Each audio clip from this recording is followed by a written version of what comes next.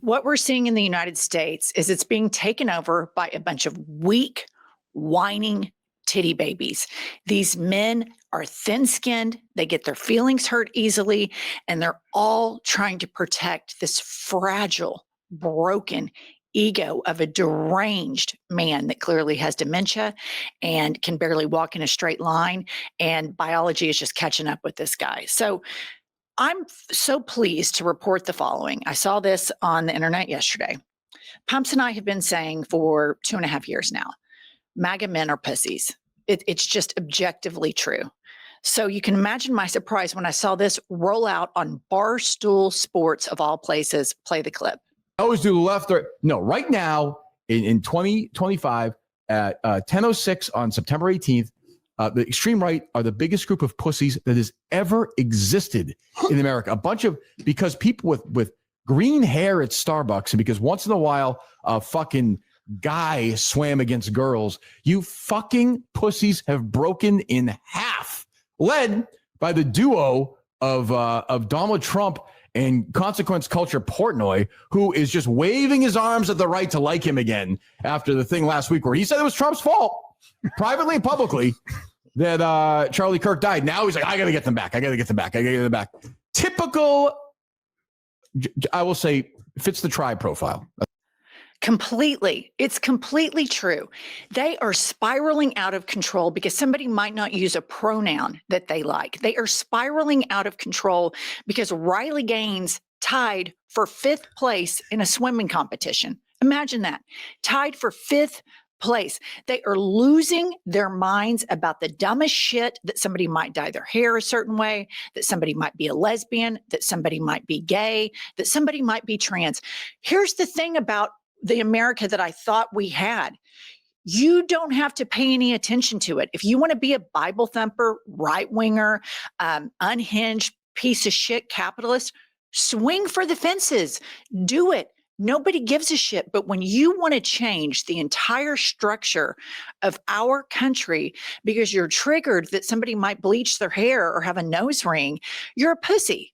Absolutely. And MAGA men, particularly starting with Trump, played the victim. They're always the victim. They are always aggrieved. And you look at banning books, going into colleges. They are the thought police. They want to tell other people what to think and do, and it's disgusting. All right. Here's just some examples of weakness on parade. Here we have Brendan Carr, who is the FCC chair. And I have pointed out before that all of these people that surround Trump have the exact same job that people that work on porn films do, that are called the fluffers. And the fluffers keep the penis erect during scenes, while the cameras are going down and up. So Trump is surrounded by fluffers. And the biggest fluffer they all perform for an audience of one. And the biggest fluffer that I'm seeing right now, aside from Scott Jennings, is this Brendan Carr. Play the clip. We're going back to that era when local TV stations judging the public interest get to decide what the American people think. And again, we're constraining the power through those actions of Disney, of Comcast. I think the American public are going to be much better off. But yeah, I don't think this is the last shoe to drop. This is a massive shift that's taking place in the media ecosystem, and I think the consequences are going to continue to flow. What a baby. I mean, this is a massive shift that you all are using the powers of the government to silence people who hurt Trump's feelings. He doesn't like comedians. He doesn't like anybody who gives accurate, fact-based reporting against him. If anybody asks him a question in the press pool that he doesn't like, he tells them they're worthless, they're nasty. And I just cannot believe how weak this Brendan Carr is. That this is your digital record. Everything you're doing right now is going to live on after you. It's all going to live after you. You're leaving a digital trail of what a piece of shit whiner you are. But most importantly, what a fluffer for Trump you are. These men are just fluffers. Well, they're completely emasculated by the biggest pussy on the planet. Brendan Carr wrote the Project 2025 part on commerce. He did it. He's a Project 2025er, and we know how popular that is. Moreover, this guy sits there and says the other shoe's going to drop. CBS needed a merger. ABC and Sinclair want a merger. This is like third party extortion. If we don't do this the easy way, we'll do this the hard way. All right. And then next up, we have Trump being interviewed by Fox News. And here's what he does if he doesn't like a poll. Polling that doesn't poll well in the economy. The recent Fox polling said 52% say the economy is worse under this administration. You've got unemployment at the highest rate in 4 years. Groceries made a big jump in the last term. So how is that? You're looking forward with these plans that you just talked about. When will people feel that, Mr. Well, Trump? when the factories start opening. I mean, right now we're building them. And, Fox polling, I have to tell you, I've told you before, it's the worst polling I've ever had. It's always, during the election, they had me winning by a little bit, not by a massive amount. And Fox polling, I've told Rupert Murdoch, go get yourself a new pollster because he stinks. And this is for years now. He always wants to cook the books. He doesn't care about the truth. We can trust nothing coming out of this administration. This is a guy who, when he lost in 2020, called the people in Georgia and said, I need for you to find me 11,000 votes. This is a guy who tried to bribe Zelensky and got impeached for it. This is a guy who packed up his toys and left the White House after his failed insurrection to overthrow the government, where his supporters wanted to hang Mike Pence, packed his toys up and didn't participate in a peaceful transfer of power. And so you have all of these big things he does, and he has the exact same reaction to a poll. That's how fragile and weak this man is. It is unbelievable. But here's the truth about what happened last night with Jimmy Kimmel. It had nothing to do with the Charlie Kirk reference. Nothing. It had absolutely nothing. It has to do with the fact that Kimmel hurts his feelings, and he admitted it. Listen to this audio on Air Force One. You have a network, and you have evening shows, and all they do is hit Trump. That's all they do. If you go back, I guess they haven't had a conservative on in years or something. Somebody said, but when you go back and take a look, all they do is hit Trump. They're licensed. They're not allowed to do that. They're an arm of the Democrats. They're not allowed to do that. It had nothing to do. He didn't say, the joke about Kimmel, about Charlie Kirk crossed a line or whatever.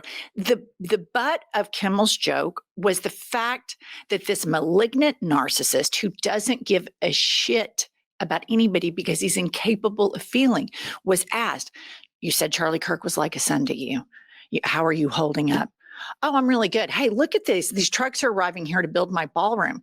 He was the brunt of the joke. And his little, fragile, pathetic, broken, dangerous ego cannot handle it. And he surrounded himself with all these fluffers. And this is what just gets me, you guys.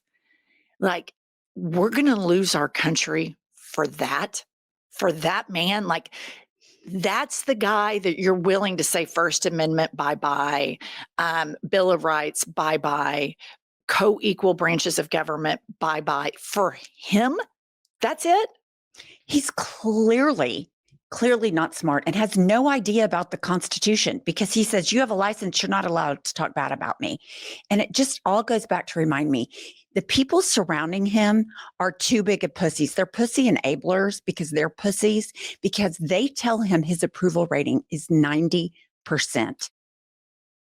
Now more than ever, it is so important that you're reading about facts, because so many different articles are out there that do not accurately tell you what's going on. And that's one of the many reasons that we at IHIP love ground news. Ground news attaches a degree of factuality to every article. On the left, it shows that it's high factuality. Inflation and jobless claims are rising. Economists blame Trump's tariffs.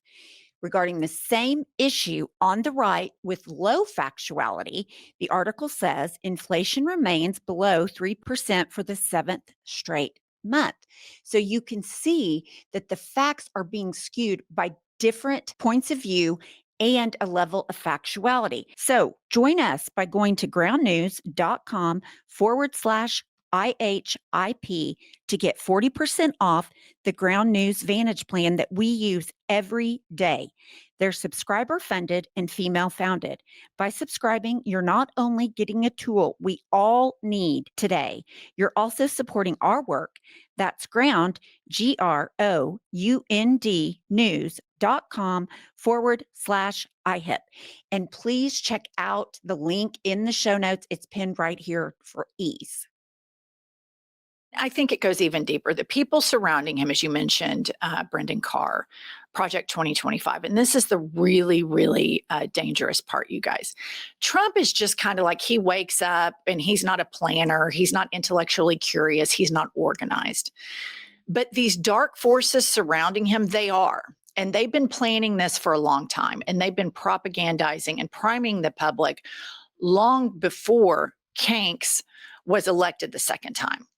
And so they know exactly what they're doing. They are very organized about their diabolical plan. He is just used to keep the cult in place, the personality cult. And the Brendan Carrs, the Stephen Millers, and all of these people have incredibly diabolical plans. And that's before I even get to the Palantir guys and what they have about our information. These guys want to have an executive, a CEO, run the country. We all know, you could see him sitting over in that chair in that Fox News interview. It looks like he's about to fall over. I mean, this man is frail, weak, and very poor health. So, and he's quacking like a duck. So who is the heir apparent? The heir apparent is a sociopath, a total failed drag queen named J.D. Vance, who's young and who they have groomed and primed. So it's a race to consolidate all of the power in the executive so that when biology catches up with Kanks, the fix is in. We are living in the time period right now where they are solidifying the fix. That is what is so terrifying about this moment. And here are the fixers. Here's Stephen Miller in the UK. And I just want to shout out Patriot Takes that they found this. Stephen Miller's vest is too small. So here he is with his little vest, this little vampire, this parasite. And there's his little big boy vest that he had to put on. These are the people that we're losing our country for these broken freaks. Stephen Miller has said that he wants the United States population to be around 100 million. There's currently 340 million people here, you guys. These are just incredibly, breathtakingly dangerous things. And on top of all of that, I'm asking everybody from the Barstool guy to Stephen Miller's tiny little vest, are we losing our country for these pathetic, broken, emotionally stunted pussies? Seriously? Seriously? So I would imagine how easy it is to point out how weak they are, how dangerous this is, what a violation of the First Amendment this is, attack on speech. I would imagine that the Democrats are launching a very strong resistance. Wouldn't you? You'd certainly think so. Well, what I've got to present to you all is another very strongly worded letter from Leader Jeffries. Here it is. House Democratic leadership statement on the suspension of Jimmy Kimmel. This is posted. This is put out. And this is my opinion. This is where we have compromised leaders and messaging that wants to get out from dark forces. And when you look at Hakeem and Schumer that are compromised by AIPAC, that are compromised by Israel, and you look at Israel that wants to control speech, they kill journalists. They kill them because they don't want them reporting on the genocide. They want to control all of the speech that's coming out of America to be pro-Israeli. And first and foremost, I will say this is making Jewish people worldwide far less safe, but it's also muzzling the forces that should be loudly and proudly standing up in unison, screaming, fighting their fingers to the bone about this attack on free speech. But they're shackled. And this is what is the biggest heartbreaker of it, a strongly worded letter. Are you kidding me? If the roles were reversed and Obama did something like this or Biden did something like this, they would be fighting their fingers to the bone. They would not stop. And that's because we're playing two different games here. We've always been playing two different games. And it's a big tell when the people that Moses Mike sits down for dinner with, and the people that get all of these all expenses paid trips to Israel to keep the MAGA regime in place, are also giving money to our leaders who are supposed to defend us and to defend our country. And so I just want to keep highlighting that. Please, you guys, a way to support us would be to buy our book. It's the coolest book of the fall. It is called Life is a Lazy Susan of Shit Sandwiches. And please check and make sure that you're subscribed to our channel, and we'll see you all later.